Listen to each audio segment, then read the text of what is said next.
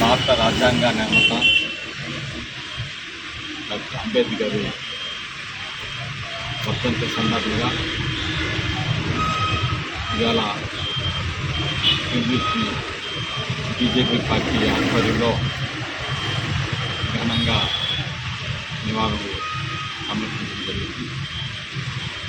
భారత రాజ్యాంగ నిర్మాత అయినటువంటి అంబేద్కర్ భారతదేశంలో రాజ్యాంగాన్ని తయారు చేయడానికి వివిధ దేశాల్లో పర్యటించి ఆ పర్యటనలో ఉన్నటువంటి విషయాలన్నీ కూడా అవగాహన చేసుకుని ప్రజాస్వామ్య పద్ధతిలో భారతదేశం సుస్థిరమైనటువంటి భారతదేశం ఉండాలనేటువంటి ఆలోచనతోటి మరి భారత రాజ్యాంగాన్ని నిర్మాణించడం జరిగింది.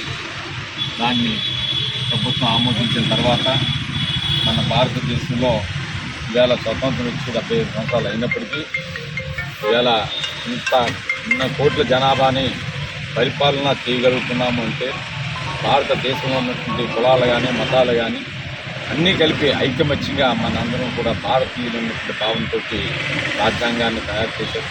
ఆ రాజ్యాంగ స్ఫూర్తే ఈరోజు మన ప్రధానమంత్రి మోడీ గారు కానీ మన రాష్ట్ర ముఖ్యమంత్రి అయినటువంటి చంద్రబాబు నాయుడు గారు కానీ ఉప ముఖ్యమంత్రి గారు అయినటువంటి పవన్ కళ్యాణ్ గారు కానీ ఆశ మరి అమలు జరుపుతూ ఈ దేశంలోనే పరిపంచలేని భారతదేశాన్ని ప్రథమ స్థానంలో తీసుకెళ్ళడానికి చేసిన మోడీ గారిని ఈ సందర్భంగా అభినందనలు. నమస్తే. ఈరోజు